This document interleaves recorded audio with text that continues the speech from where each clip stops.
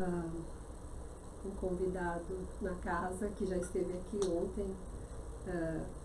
Eu estava assistindo na internet. Não está aqui o título e eu não me lembro mais. Mas hoje o título é diferente, né? A civilização egípcia, segundo Emmanuel. Segundo Emmanuel. Seja muito bem-vindo. Obrigado. Obrigada. Boa noite, gente. Tudo bem? Boa noite. É uma alegria estar aqui com vocês novamente. Agradeço o convite. Hoje a gente vai falar sobre a civilização egípcia, segundo Emmanuel, que vem deste livro extraordinário, que é o livro A Caminho da Luz. Estamos vendo aí a segunda edição, que o Chico dedicou a meu tio-avô em 1941.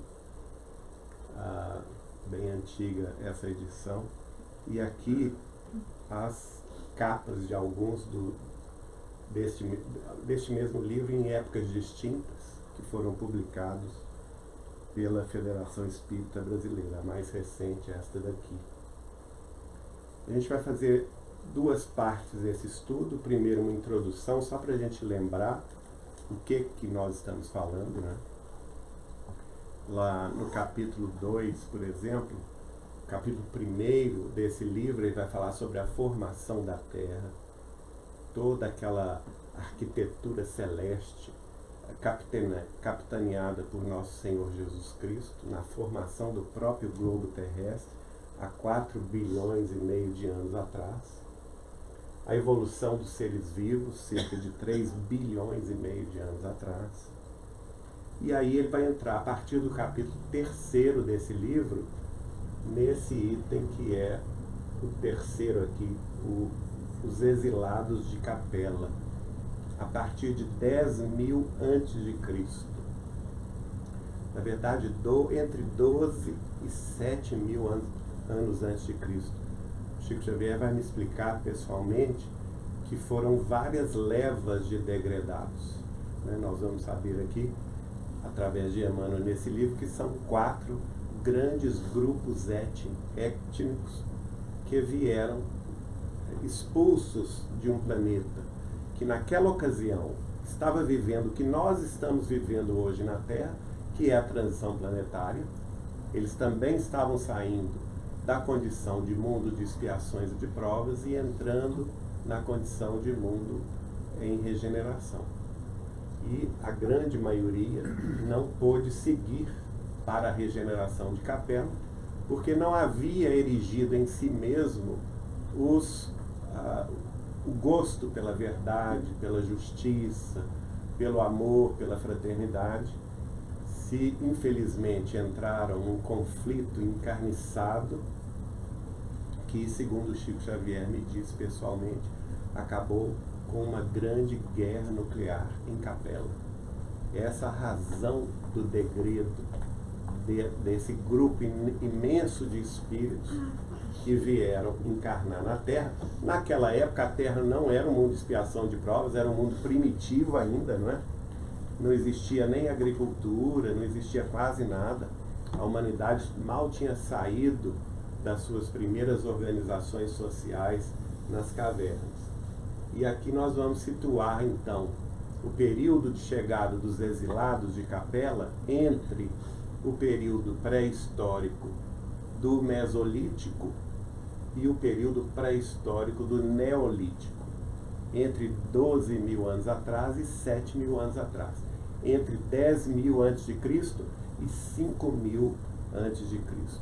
E justamente quando eles chegam é que começa a história, né, o período da história, porque são eles que vão nos dar, por exemplo, a escrita, e através da escrita a história vai ser repassada para gerações seguintes, e com isso nós temos conhecimento do que aconteceu a partir de então. Elas são chamadas, portanto, de raças adâmicas. Por que isso? Porque elas representam, na realidade, aquela figura bíblica de Adão e Eva, que foram expulsos do paraíso, segundo o próprio Moisés escreveu no primeiro capítulo da sua Gênesis. É o primeiro livro do Velho Testamento, né? O Gênesis de Moisés, em que ele explica justamente essa questão da expulsão de Adão e Eva do paraíso. E, claro, ele escreveu isso 1500 anos antes de Cristo para a compreensão daquele povo, daquela época. Hoje, com a doutrina espírita, segundo a interpretação de Kardec e Emmanuel, porque Kardec também fala nisso, viu, gente? Não é só Chico Xavier que fala, não. Allan Kardec, na obra dele, também trata das raças adâmicas e, portanto, é um conhecimento da doutrina dos espíritos que Adão e Eva nada mais são do que símbolos que nós precisamos compreender. Então, o que é capela? O próprio Emmanuel vai dizer: Capela, então, é um planeta que gira em torno do sistema binário estelar de mesmo nome, que é o nome Capela, na constelação do Cocheiro. Emmanuel diz assim: nos mapas zodiacais que os astrônomos terrestres compulsam em seus estudos, observa-se desenhada uma grande estrela na constelação do Cocheiro, que recebeu na Terra o nome de Cabra ou Capela. Ela fica, portanto, aqui está, no hemisfério norte é possível ver Capela, né? Vocês estão vendo aqui, essa é a constelação do Cocheiro, e justamente a Auriga, ou Capela, é a estrela distante da Terra 42 anos-luz. A luz, viajando numa velocidade de 300 mil quilômetros por segundo, leva 42 anos para atingir Capela ou vice-versa, de Capela para cá. Embora pareça muito distante, né? 9 trilhões, 460 bilhões e 800 milhões de quilômetros distante da Terra, isso, em termos astronômicos, é nossa vizinhança. Tá? São as estrelas próximas do Sol, do nosso sistema solar. Vejam que só a nossa cidade intergaláctica, que é a Via Láctea, tem 600 bilhões de sistemas estelares, né? Então, Sol é uma, Capela é outra. Então, são parâmetros muito grandes para a gente compreender a grandeza do universo, a grandeza da criação divina, né? Como eu disse, houve então uma grande transição em Capela. Capela viveu esse momento de transição, e Emmanuel vai dizer: há vários milênios, um dos planetas de Capela, que guarda muitas afinidades com o globo terrestre, atingiu o ponto máximo de um dos seus extraordinários ciclos evolutivos. É muito interessante isso, porque Emmanuel aqui, ele toca num ponto que o Chico Xavier vai me explicar. Ele fala, um dos planetas que guarda afinidades com o globo terrestre, né? Que afinidades são essas? O Chico vai me explicar. Tanto o planeta de Capela como a Terra são guiados por nosso Senhor Jesus Cristo. Olha que beleza, né? Então, é o mesmo Senhor e Mestre Jesus lá e aqui. Lá, um mundo mais evoluído que nós, porque eles já estão, pelo menos há 7.000 anos, como planeta regenerado. Nós estamos ainda como planeta de expiações e de provas, mas terminando esse ciclo de expiação e de provas. E depois Emmanuel diz assim, alguns milhões de espíritos rebeldes lá existiam, dificultando o progresso daqueles povos cheios de piedade e virtude. Quem que vocês acham que são esses milhões de espíritos rebeldes, hein? Somos todos nós, viu, gente?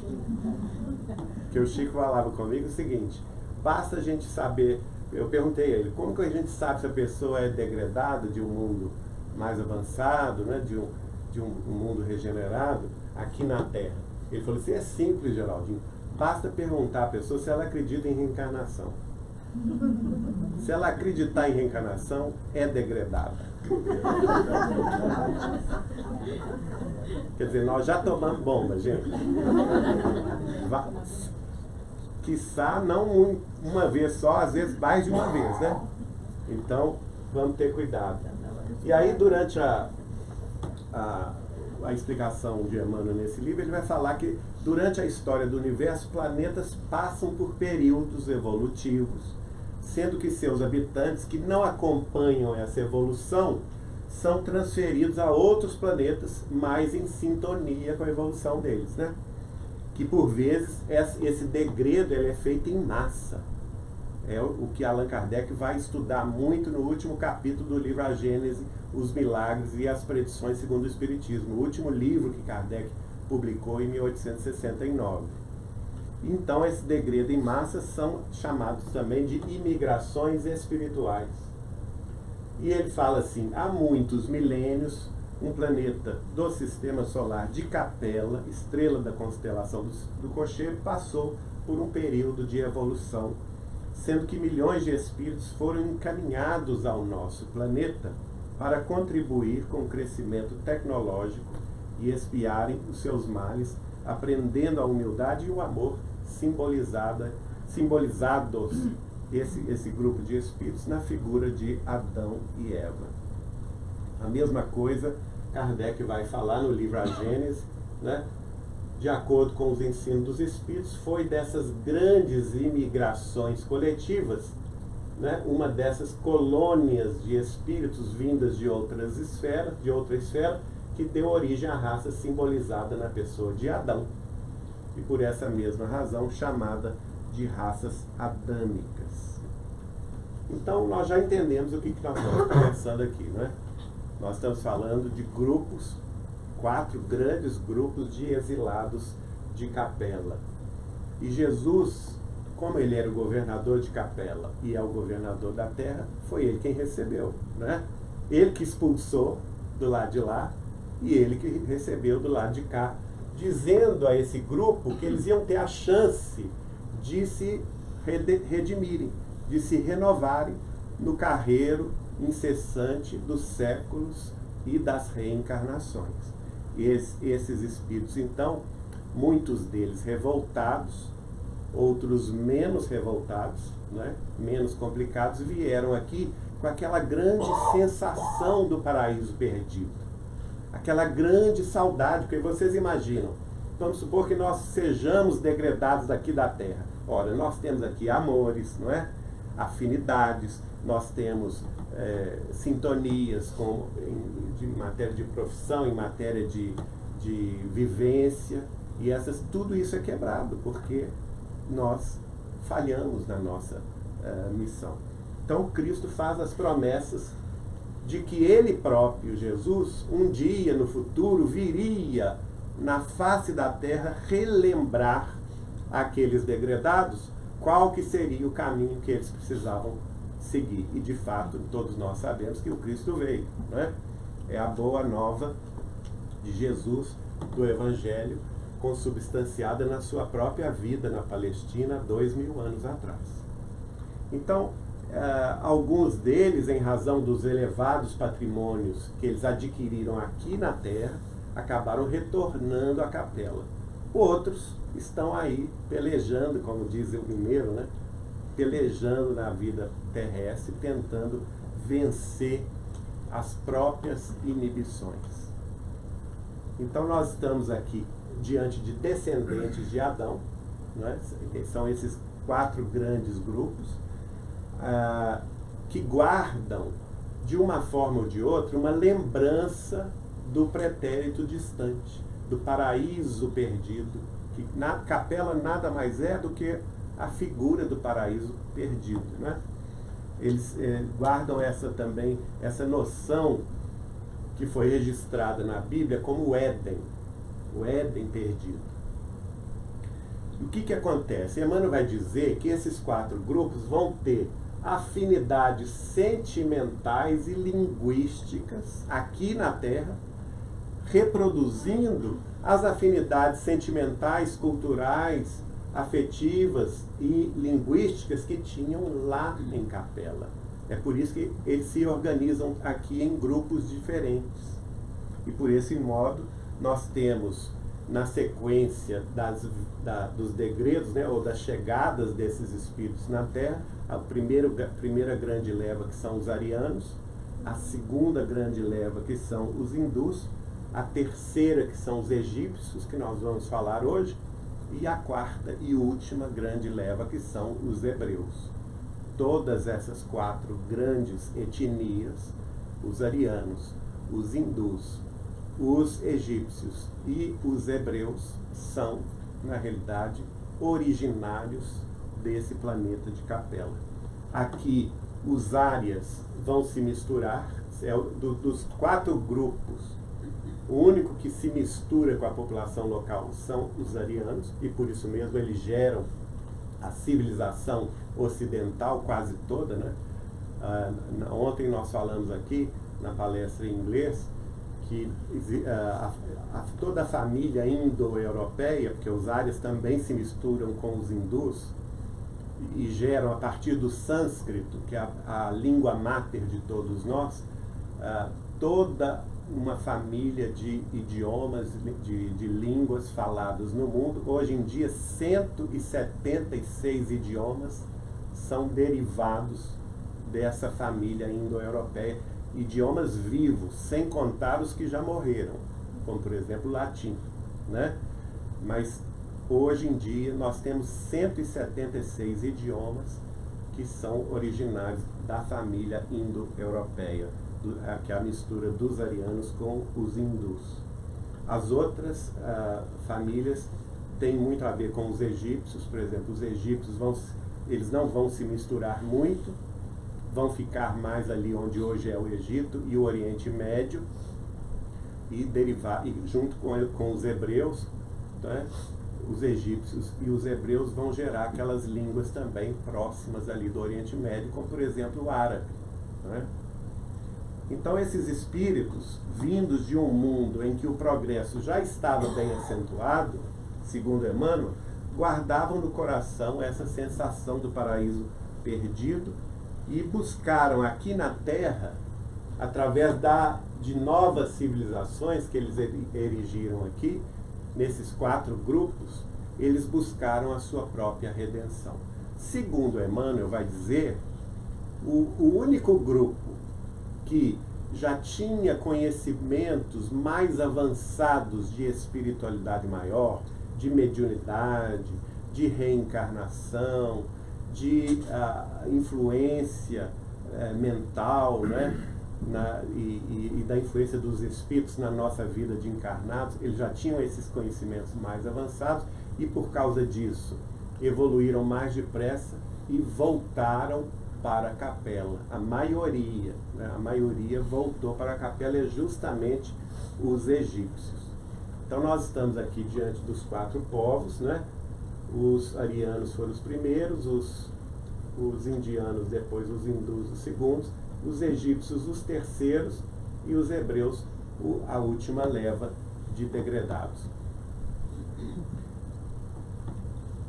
Aqui nós vamos ver a organização dessas civilizações ao longo dos grandes rios. Então você tem aqui, por exemplo, os arianos encarnam aqui nessa região, começam a se espalhar. E a primeira grande civilização que eles vão estabelecer é na margem do rio Tigre e Eufrates, onde hoje é o Iraque e o Irã, né? A civilização suméria. Mas só que eles vão viajar por toda a Europa, pela Ásia, né? O norte da Ásia, aqui o centro da Ásia eles dominam, e eles ingressam também aqui na região do Vale do Rio Indus, onde já existiam então os primeiros degredados, os segundos degredados de Capela, que são os hindus. E aqui eles se misturam também com os hindus, viajando mais por esse lado aqui, em torno do rio Ganges, onde hoje é a cidade de Calcutá, e também Bangladesh, o país de Bangladesh, né? Gerando a grande civilização védica, que vai ser justamente nesse ponto que nasce aqui a língua sânscrita, que é a mãe de todas as línguas ocidentais. Os hindus não, os egípcios, eles vão se situar aqui no vale do rio Nilo, na África, e não vão sair daí. Eles vão ficar aí. Toda a civilização egípcia nos milhares de anos que ela erigiu, né, tendo como principais cidades a cidade de Mênfis, onde temos as pirâmides de Gizé, né, hoje é a cidade do Cairo, tá, os arredores da cidade do Cairo, no Egito, e depois Tebas também, que foi uma grande capital dessa civilização. Então aqui nós estamos vendo aqui como que os arianos, saindo aqui do centro da Ásia, viajaram pela Europa, dominaram tudo. E dominaram também o Oriente Médio. Viajaram também para o subcontinente indiano, se misturando com os indianos, criando a civilização védica. E os egípcios, ao contrário, ficaram quietos aqui, no norte da África. É sobre eles que nós vamos falar hoje, né, tentar, porque esse estudo aqui que a gente fez, nós demoramos quase 3 meses lá na casa de Chico Xavier, todo domingo, para fazer, pegando as informações que Emmanuel escreve, porque Emmanuel é um mestre da palavra e do conhecimento, né? Eu tenho para mim que ele deve ter sido um desses grandes aí faraós do Egito Antigo, porque em frases curtas, que aparentemente, se a gente lê depressa, a gente não presta muita atenção, mas a gente vai ver o conhecimento que Emmanuel tinha em 1939, mais ou menos, quando ele escreveu através do Chico, o livro sendo publicado a partir de 1940, 1941, coisas que naquela época nós não poderíamos entender aqui na Terra, a ciência terrestre, e que hoje nós temos já comprovação do que Emmanuel estava falando naquela época. Então, como eu disse, a civilização egípcia ela vai se limitar aqui nessa região do Egito, ela não se espalha pelo mundo, fica muito ligada aqui no vale do rio Nilo, em toda a sua extensão. Ela vai influenciar basicamente o Oriente Médio, né? Essa região que não é problemática, né? Então vejam bem, é uma região que recebeu influência de todos os degredados, gente. Recebeu influência dos arianos, né? Os primeiros, inclusive, que estabeleceram a civilização suméria aqui, são arianos.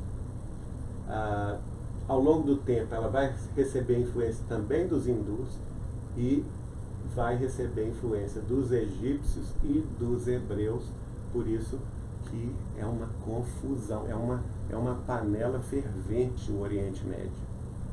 Por que isso, gente? Porque as desafinidades, segundo Emmanuel, não são da Terra. As antipatias, as desuniões, os embates vieram de Capela, onde lá eles se aniquilaram pela guerra nuclear. Percebe? Então, quando a gente está vendo as notícias de hoje, a gente tem que viajar no pensamento e ir lá atrás, para a gente compreender as raízes desses problemas que nós estamos vivendo hoje. E Chico Xavier foi o veículo dessas informações espirituais a respeito das pirâmides, principalmente, né? As pirâmides do Egito, o que é? Até hoje é um grande mistério. Nós já temos pesquisadores que avançaram bastante na pesquisa do que sejam esses monumentos completamente extraordinários, tá? Para vocês terem uma ideia, hoje, com o nosso conhecimento construtivo, nós não conseguimos fazer a grande pirâmide de Gizé, que é essa aqui. Nós não conseguimos. Né? Nós estamos falando de 13 acres. A base dessa pirâmide tem 13 acres. Nós estamos falando de milhões de toneladas de pedra justapostas. Não tem cimento, não tem ligação entre as pedras, elas são justapostas. Aqui, no ápice da pirâmide, já se chegou nessa conclusão, a variação do ápice da pirâmide à base desse grande quadrilátero, que é a base da pirâmide, o centro desse quadrilátero na Terra, e a posição aqui do ponto mais alto tem uma variação, gente, de 0,0 0,6 polegadas. Vejam bem, é quase nada. 0,6 inches é a variação entre o ponto máximo e a base, o centro da base da pirâmide. É coisa extraordinária. E por isso, Emmanuel vai dizer, as pirâmides revelam os mais extraordinários conhecimentos daquele conjunto de espíritos estudiosos das verdades da vida. A par desses conhecimentos, encontram-se ali, olha só o que Emmanuel diz, os roteiros futuros da humanidade terrestre. Então a pirâmide também é um recado para o futuro da humanidade. Está dentro dela o quê? Os caminhos da regeneração da Terra. E isso é fantástico, gente. Pouca gente se apercebeu que Chico Xavier recebeu essas informações, que nós precisamos pesquisar, né? Cada medida, e eu digo a vocês, agora no século XXI a gente sabe disso, mas em 1940, quando Chico Xavier psicografou isso, não se sabia isso na ciência terrestre, tá bom? Eles estavam muito preocupados com a questão dos hieroglifos, da interpretação do que estava dentro da pirâmide, né? Que hoje é chamado Livro dos Mortos, né? Mas o que Emmanuel está dizendo, gente, através do Chico, que o principal das pirâmides não é o que está dentro dela, não é o que está nas paredes, desenhado através daqueles hieróglifos.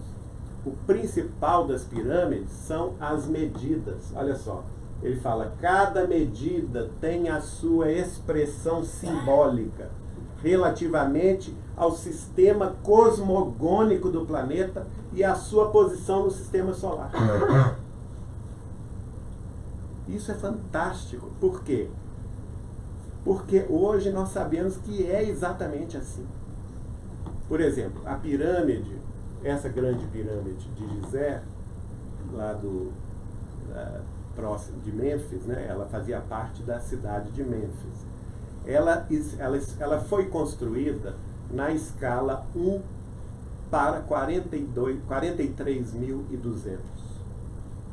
Ela foi construída nessa escala. Se nós pegarmos essa escala e medirmos a base, a altura e todas as medidas dessa pirâmide e extrapolamos essa medida 43.200 vezes, por isso que a escala é 1 para 43.200 vezes, o que nós temos, gente? Nós temos a exata medida do planeta Terra. A exata medida. Não é? A distância, por exemplo, dos equinócios, a distância do Equador, não é? Está a distância real. Hoje nós podemos medir isso porque nós temos o Hubble, nós temos o Kepler, nós temos os telescópios e as naves que nós mesmos construímos, não é? Mandamos para o espaço e eles fazem essa medição em questão de segundos. Mas, por volta de 3.000 a.C., isso seria possível? Não. Não é? Ora, como que eles sabiam a medida da Terra? As proporções. Então lá nós vamos ver que existe uma dessas escalas, 43.200 vezes, é exatamente a distância entre os dois polos, o polo sul e o polo norte. A outra medida, como eu disse, é a circunferência do Equador. E também, como disse Emmanuel, a posição relativamente ao posição da Terra relativamente ao sistema cosmogônico no sistema solar. Por exemplo, é possível, através da pirâmide, sabermos a distância aproximada da Terra ao Sol. Por que aproximada? Porque a nossa órbita terrestre em torno do Sol, ela é elíptica, ela não é um círculo perfeito. E por isso mesmo, a distância é aproximada e bate a distância média, né, aproximada, bate exatamente aí. A posição do sistema solar, a distância da Terra com a Lua, como seria possível esse pessoal, milhares de anos antes do Cristo, ter essas medidas exatas, né? Aqui, diz Emmanuel, ali está o meridiano ideal, que atravessa mais continentes e menos oceanos, e através do qual se pode calcular a extensão das terras habitáveis pelo homem, a distância aproximada entre o Sol e a Terra, a longitude percorrida pelo globo terrestre sob a sua órbita no espaço de um dia. Vocês sabem que a Terra está viajando, né? Ela roda sobre o seu eixo, no sistema de na questão da rotação sobre o seu eixo, e está viajando a sua translação na órbita solar. Então, esse movimento da Terra rodando sobre o seu eixo durante um dia, durante 24 horas, o espaço que ela percorre na sua translação em torno do Sol também está aqui, né, prevista numa das medidas da pirâmide. Outra coisa que é extraordinária que Emmanuel fala, a precessão dos equinócios, que é um conhecimento muito profundo. A precessão dos equinócios é um espaço de tempo muito maior, de cerca de 26 mil anos, em que o sistema solar atravessa, a Terra vai atravessando, vai girando sobre o seu próprio eixo, não é? Ela faz um movimento de um peão, girando sobre o seu próprio eixo, mas ao mesmo tempo fazendo esse movimento. Ela não fica estática assim, rodando sobre o eixo. Ela faz um movimento de peão. E isso, o que acontece? Acontece que o polo norte da Terra aponta para uma estrela, atualmente a estrela polar, tá certo? E ele aponta para essa estrela, para várias estrelas, no total de 12, tá certo? Então, ele vai apontar durante 28 mil anos, nesse ciclo diverso, 12 estrelas diferentes. Aproximadamente, cada estrela no zodíaco, né, que são outras constelações, 2.157 anos. Então, a cada 2.157 anos, nós mudamos. Por isso que existem as eras. Os egípcios já sabiam disso. E Emmanuel está falando aqui sobre isso, a precessão dos equinócios. Por isso que nós temos 12 signos do zodíaco, não é? Por exemplo, quando Jesus veio se aproximando da Terra para encarnar, a Terra estava entrando na era de peixes. Hoje nós estamos no final da era de peixes, que vai durar 2.157 anos. E agora, a partir do ano 2057, não é à toa, portanto, que Chico Xavier, no programa Pinga Fogo, falou: Emmanuel afirma que a Terra será um mundo regenerado em 2057. Por quê? É justamente o momento em que o polo norte da Terra vai apontar para outra estrela e vamos dizer assim, a elíptica terrestre, que tem a ver com o nosso a linha do Equador, vai entrar na chamada era de Aquário. Ela vai indicar no horizonte a constelação do Aquário. Então vejam vocês que são detalhes muito importantes, né? E aí ele vai falar assim, ele vai terminar, vejam bem, quanta coisa que Emmanuel disse em um período do livro, desse capítulo 3º, aliás, capítulo 4º, sobre a civilização egípcia. Um período apenas, quanta coisa ele disse, não é? Aqui é mais importante que ele vai dizer, bem como muitas outras conquistas científicas que somente agora vêm sendo consolidadas pela moderna astronomia. Ora, como que esse pessoal, gente, sabia de dados astronômicos Vou dar um exemplo. Por exemplo, existe na astronomia, na astrofísica, uma constante, uma fórmula matemática chamada constante astronômica. Ela é conhecida da ciência terrestre há apenas 100 anos. E, no entanto, ela está prevista lá nas pirâmides. Vejam bem. Outro detalhe, vou mostrar aqui para vocês, o local onde a pirâmide foi erigida, essas 3 pirâmides, se nós multiplicarmos o número do paralelo, que é o paralelo 29 ponto alguma coisa, se nós multiplicarmos por 10.000, dá exatamente, eu digo exatamente a velocidade da luz. Só que a velocidade da luz foi calculada por Albert Einstein depois de 1905, com a teoria da relatividade geral. Percebe? Então são conhecimentos que foram antecipados pela civilização egípcia. Por isso que Emmanuel diz aqui no início, olha, encontram-se ali os roteiros futuros da humanidade terrestre. Porque aquele povo que estava habitando a Terra 3, 4 mil anos antes de Cristo não tinha condição de entender nada disso. Não é? Somente quando a humanidade terrestre evoluísse a ponto de entender mais a ciência, isso seria então conhecido. Né? Então nós temos aqui essas 3 pirâmides, algumas imagens para vocês verem. Né? Um detalhe interessante, essa figura aqui, que é a figura do leão, não é? A base dessa figura, os arqueólogos estimam que ela começou a ser construída cerca de entre 12.000 e 10.000 anos antes de Cristo. Ora, exatamente quando a Terra estava na Era de Leão. Não é à toa, portanto, que tem aqui a figura de um leão com cabeça humana. É a era daquele momento. Eles tinham conhecimento da posição da Terra no sistema cosmogônico geral. Né? Aqui um mapa das pirâmides. Essa principal, que é a de Quéops, né? E as menores de Quefren e Gizé. E Miquelinos. Outro detalhe interessantíssimo.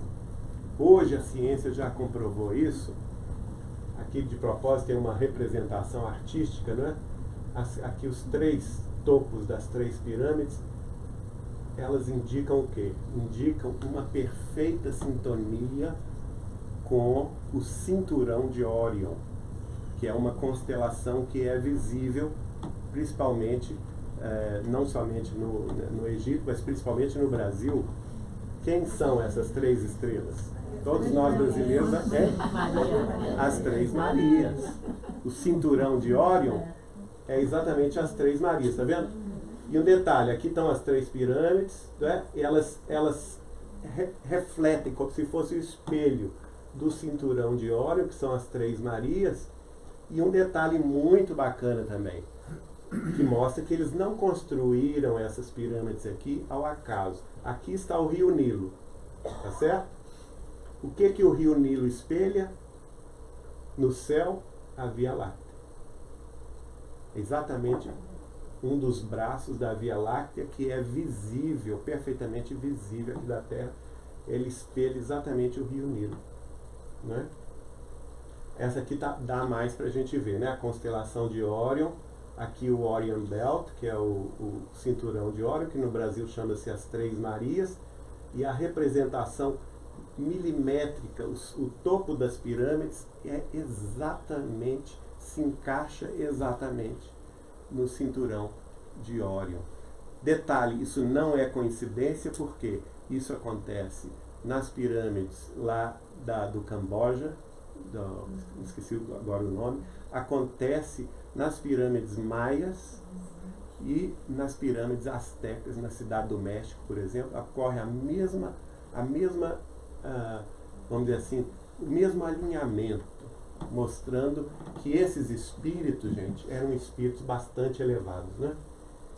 Olha só, hoje em dia, né, se a gente tem vários programas de computador, 3D printing, né? Seria fácil a gente fazer um desenho assim, as medidas perfeitas. Se você olhar de frente, né, para o grande leão e as pirâmides atrás, vejam como está em perfeita sintonia geométrica. Só que isso foi construído 5.000 anos atrás. Não tinha computador, não tinha nada disso naquela época. A questão que eu falei sobre a velocidade da luz, né? Nós sabemos, por Einstein, nos cálculos da teoria da relatividade, a velocidade da luz, que é uma constante, não varia no universo inteiro, 299.792 km,45, 458 metros por segundo. Olha, aqui é quilômetros, viu? Está errado aqui. É quilômetros, quase 300 mil quilômetros por segundo. Onde que as pirâmides estão construídas? No paralelo 29, 97, 92, 458. Coincidência, gente? Se você multiplicar por 10.000, dá exatamente esse número. A velocidade da luz. Por que eles não construíram no paralelo 30 exato? Justamente para nos dar o recado que eles tinham mais conhecimentos. Eu vou sugerir que vocês verifiquem, não dá tempo aqui, que o nosso tempo é muito curto, mas quem for assinante do canal Gaia, né, vocês procurem lá um documentário fantástico que vai comprovar tudo isso que Emmanuel falou, em 1940, através do Chico, que é o documentário The New Understanding of the Pyramids. Tem vários pesquisadores que vão exatamente chegar no ponto que Emmanuel escreveu através do Chico. Ou seja, é a ciência do século XXI comprovando a espiritualidade através da mediunidade de Chico Xavier, 80 anos atrás. Não é? Por exemplo, tem o depoimento de Jack Carey, que é ex-oficial da Inteligência Naval Norte. Ele estuda as questões magnéticas terrestres baseado nas grandes pirâmides de Gizé, tá certo? E por causa disso ele vai construir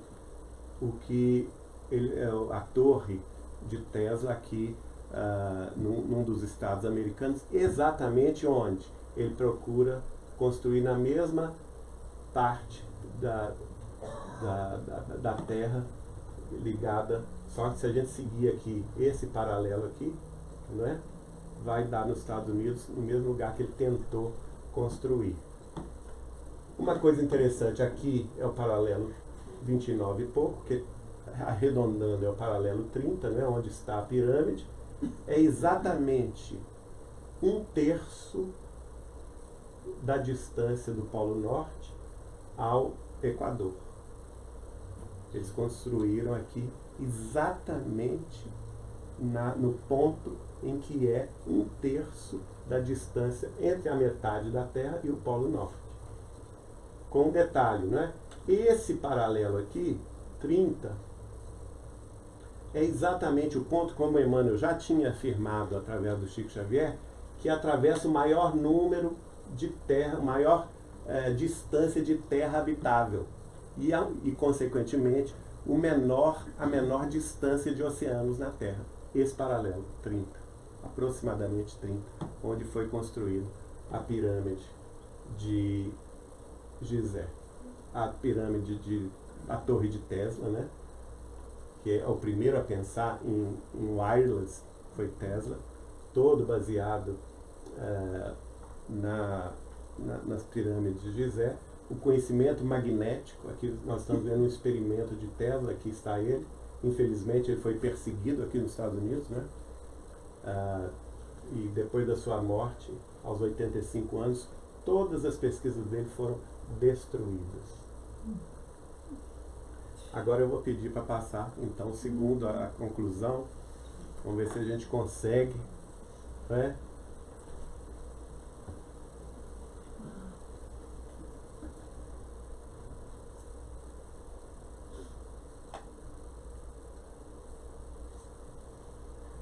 Isso aqui nós já vimos. Então, essa parte também. Uma questão também que nós vamos descobrir, uma conexão da civilização egípcia com a civilização suméria. Com detalhe, os egípcios, a civilização egípcia ela é pós-diluviana. E a civilização suméria, ela é antes do dilúvio. Então, os conhecimentos também que foram passados dos sumérios, que eram arianos, para os egípcios depois do grande dilúvio que ocorreu. Aí a questão, num subcapítulo, Emmanuel vai falar sobre a redenção dos egípcios. Ele diz: depois dessa edificação extraordinária, os grandes iniciados do Egito voltam ao plano espiritual, no curso incessante dos séculos. Com o seu regresso aos mundos ditosos da capela, vão desaparecendo os conhecimentos sagrados dos templos tebanos, que por sua vez os receberam dos grandes sacerdotes de Mênfis. Ora, gente, como que Chico Xavier, com 20 anos, podia saber disso, 20 e poucos anos, né? Que Mênfis foi a primeira capital do Antigo Egito, que os sacerdotes de Mênfis, aqueles faraós que construíram as grandes pirâmides, depois passaram esses conhecimentos para a outra capital seguinte, que é Tebas. Como que ele sabia disso? A gente sabe por quê.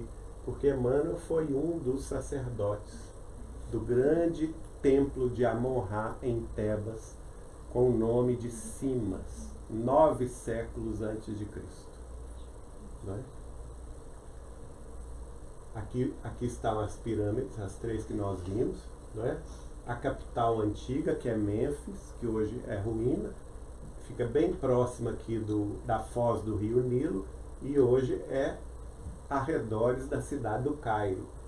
Essa civilização primeira foi aos poucos sendo destruída, e os egípcios desceram o Nilo, subiram o Nilo, né?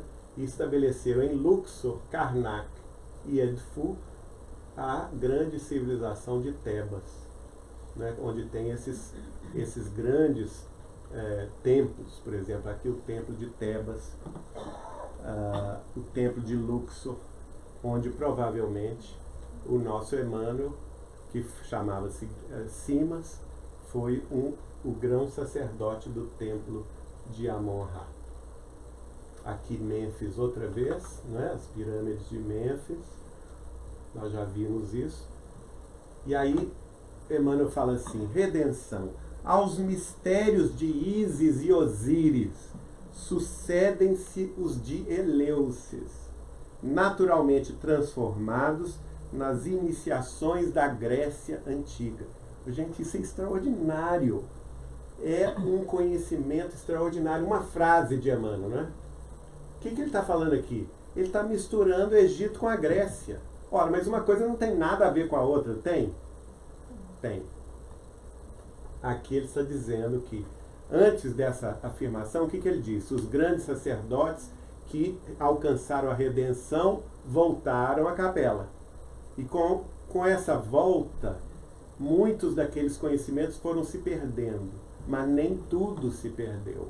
O que ficou na Terra? Ficou justamente os herdeiros dos conhecimentos de Ísis e de Osíris, né, dos conhecimentos iniciáticos egípcios, vão ser transferidos, alguns deles, para os de Eleusis. Eleusis é uma divindade grega, não é? Que naturalmente se transformou nas iniciações da Grécia Antiga, que depois vão gerar também os grandes sábios da Grécia, como Aristóteles, Platão, Sócrates, tá certo?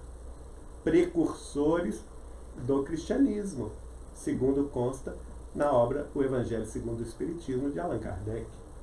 Então vejam como que nós temos essa herança bendita de milhares de anos, né? Agora eu vou achar uma coisa curiosa, né? Aqui tem a representação de Ísis e Osíris, Ísis e Osíris, né? Também outra representação artística de Íris. Outra dela, nós vamos encontrar, ela é chamada também de deusa Virgem Mãe. Percebem?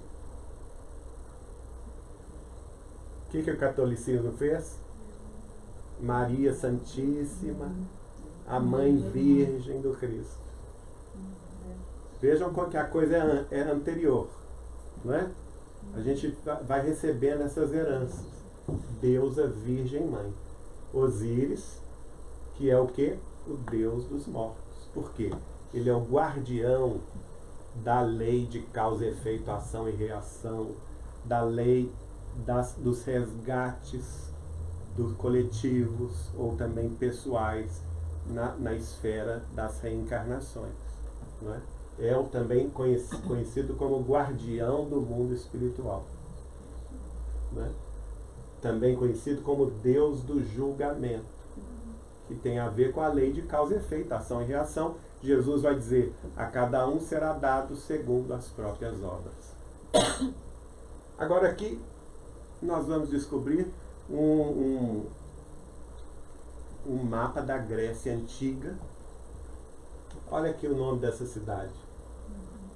Próxima de Atenas. Tebas. Né? O que Emmanuel disse? Emmanuel disse que os grandes sacerdotes, ao voltarem para a capela, deixaram seus seguidores. E seus seguidores vão fundar o início da civilização grega em Tebas. O mesmo nome da segunda capital, grande capital dos egípcios. E aí ele prossegue dizendo, em algumas centenas de anos, reuniram-se de novo nos planos espirituais os antigos degredados, com a sagrada bênção do Cristo, seu patrono e salvador. Vejam bem que aqui está claro, né? Que o Cristo é o patrono desses degredados. Então ele é o governador espiritual de Capela e continua sendo governador espiritual desse grupo como salvador. Né? Aí Emmanuel diz, a maioria regressa então ao sistema de Capela, mas grande número desses espíritos estudiosos e abnegados conservaram-se nas hostes de Jesus. Não quiseram voltar para a Capela. Já tinham alcançado a redenção, já tinham alcançado a sublimação, mas se negam a voltar à Capela. Pedem para continuar trabalhando pelo Cristo aqui na Terra mesmo. Obedecendo então a sagrados imperativos do sentimento e ao seu influxo divino, muitas vezes têm reencarnado na Terra para desempenho de generosas e abnegadas missões. Entre eles, Dr. Bezerra de Menezes, entre eles Chico Xavier, né? Que viveram, se redimiram. Né? Nós sabemos, por exemplo, que no Romance de uma Rainha, escrito pelo espírito do Conde de Rochester, através da médium russa Vera Krijanovskaya, no século XIX, relata o reinado da rainha, da faraó do Egito, Hatshepsut, que nada mais é do que uma das reencarnações de Chico Xavier. Não é? Aqui, a edição antiga em 2 volumes, era editada pela Federação Espírita Brasileira. A primeira edição, olha que beleza, também editada pela Federação Espírita Brasileira. A edição atual, eles uniram os 2 volumes nesse... Não gosto da capa não, a capa é muito sensual, né? Mas, enfim, são as questões mercadológicas. Hoje o livro chama-se Ratazul, a Rainha do Egito. É uma das reencarnações de Chico Xavier. No Museu do Louvre, em Paris, estamos aí com as imagens dela. Não é? E esse outro, essa rainha, esse faraó, reinou por volta de 1500 a.C., né? Uma outra encarnação do Chico Xavier, também no Egito, como ele se torna o faraó Shams, é no 9º século antes de Cristo. O livro é do senador Camilo Rodrigues Chaves, foi senador por Minas Gerais e foi presidente da União Espírita Mineira durante muitos anos. E o Chico me conta um caso muito curioso, que ele escreveu esse livro aqui, chama-se Semíramis, a rainha da Assíria, da Babilônia, do Súmer e do Acade. que ele escrevia o livro pela mediunidade da inspiração. Uma história do 9º século antes de Cristo. Tá certo? E ele era amigo do Chico Xavier, falou com o Chico: Chico, eu estou escrevendo a história de Semíramis, no 9º século antes de Cristo. E o Chico duvidou dele. Falou comigo, o próprio Chico falou comigo. Quando o Dr. Camilo falava comigo, eu falava assim: mas está muito longe, né? Imagina, 11 séculos atrás, ele não vai ter condição de lembrar isso. Eu duvido que ele vai conseguir. E aconteceu que ele desencarnou sem publicar o livro. Um belo dia, o espírito dele aparece para o Chico e fala assim: Chico, eu quero que você reúna na casa de Dona Neném, que também foi presidente da União Espírita Mineira durante 33 anos, grande amiga nossa. O Chico pede a ela, o espírito de Dr. Camilo pede ao Chico que se reunisse na casa de Dona Neném e chamou várias pessoas de Pedro Leopoldo, de Belo Horizonte, que deveriam estar lá porque ele iria mostrar quem era quem aqui no romance que ele tinha escrito pela intuição, não foi psicografia, foi intuição. Esse livro é lindíssimo, gente, eu recomendo vocês, porque aí ele vai mostrar, através do Chico, quem era quem. O Chico então revela, quando ele chegou no mundo espiritual, ele viu que era tudo verdade. Tudo aquilo que ele tinha escrito tinha acontecido de fato. E lá nós vamos ver, por exemplo, que o Emmanuel, né, aqui é o Simas, grão sacerdote do Egito no século IX a.C., do templo de Amon-Ra em Tebas. Foi reitor da escola de Tanis e pai da futura rainha Samuramate, Semíramis, do império da Síria, da Babilônia, do Súmer e do Acádio, que viveu no século IX a.C. E toda a sua história, toda essa saga é revelado, então, pelo espírito de Camilo Chaves. Não é? Que vai, então, desenvolver aí, nessa região da Babilônia. É uma região muito pacífica, chama Iraque hoje. Aqui é o Acádio, aqui a Síria, né? Não precisa nem dizer que é a Síria de hoje, né? A Babilônia, o Súmer aqui é o Kuwait, também é outra região muito pacífica. Não é? O Acádia está mais no norte aqui do rio Eufrates, e a Síria, toda a região também é chamada de Mesopotâmia. Não é? E aqui Canaã, onde estavam os hebreus, não é? E por isso que nós temos até hoje tantos problemas aí, devido à sucessão de impérios. Vejam que os impérios vão se sucedendo, né? Por exemplo, aqui a maior extensão do Império Assírio, que foi 670 a.C., ele dominou inclusive o Egito, né? De certa forma é herdeiro das tradições egípcias. E lá também nós temos uma das grandes maravilhas do mundo, que são os jardins suspensos de Babilônia. Infelizmente hoje é tudo ruínas lá no Iraque, né? Bombardeado por todo mundo, né? Mas a história conta a beleza, esse livro conta a beleza do que era a cidade de Babilônia. Já foi retratada no cinema em Hollywood também, não é? E essas questões todas. Para terminar, nós vamos sugerir então que vocês conheçam esse documentário do canal Gaia, que se chama em português, as mais recentes descobertas sobre as pirâmides, né?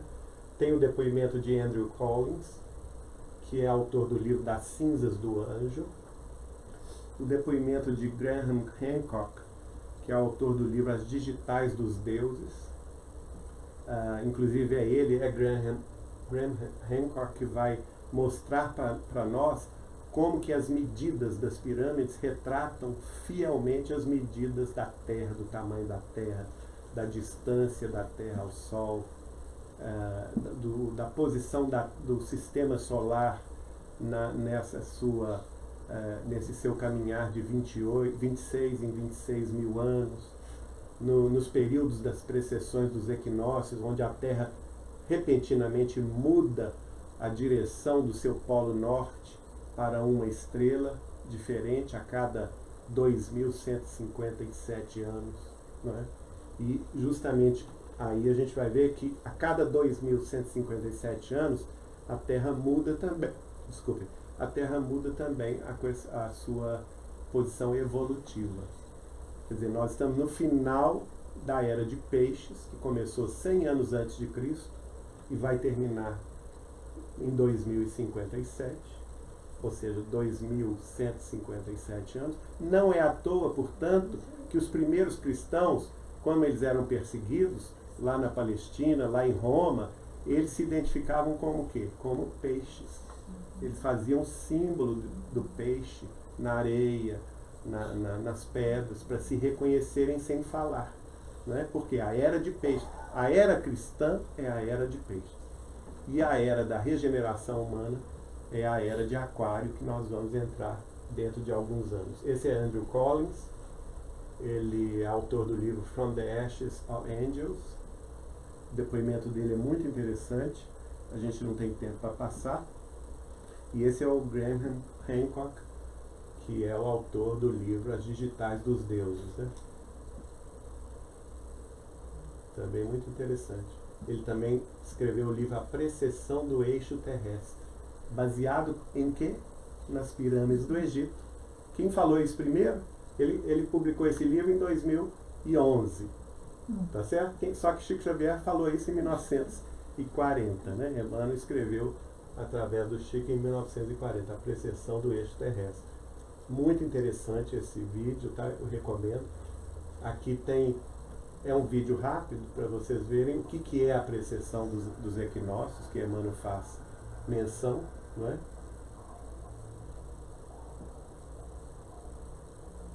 A elíptica do Equador, né? O plano do Equador, e ela vai girando, tá vendo? Notem que o norte, o polo norte aponta para o cosmos, né? Em épocas distintas. Cada ciclo tem 26 mil anos aproximadamente. Na realidade, 25.920 anos.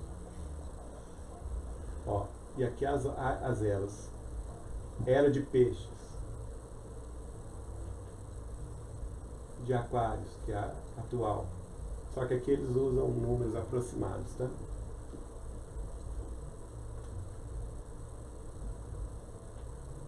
E aí a elíptica do Equador vai apontando para uma constelação diferente a cada 2.157 anos.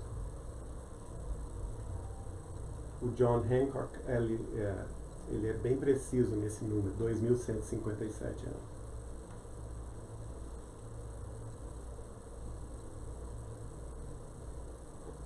E aqui em cima, onde o eixo norte, do polo norte aponta, tem as estrelas que são chamadas, no nosso caso atualmente, a estrela polar, mas que vai mudar a partir de 2057.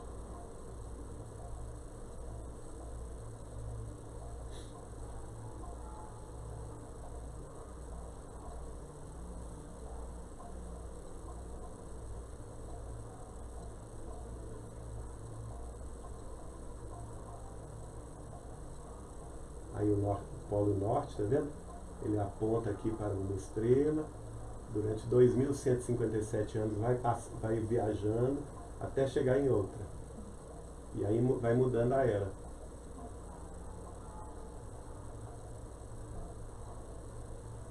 Isso é muito extraordinário, a gente pensar que a civilização egípcia tinha esse conhecimento matemático tão preciso, herdado também do conhecimento da civilização suméria ariana. E essa volta completa, que dura então 25.920 anos, tá vendo? Esse ciclo, isso é que se chama então precessão dos equinócios.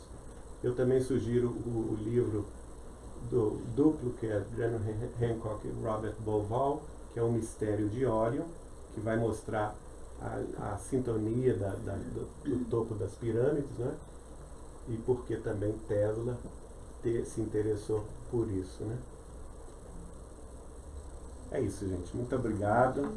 Que Jesus nos abençoe e nos mostre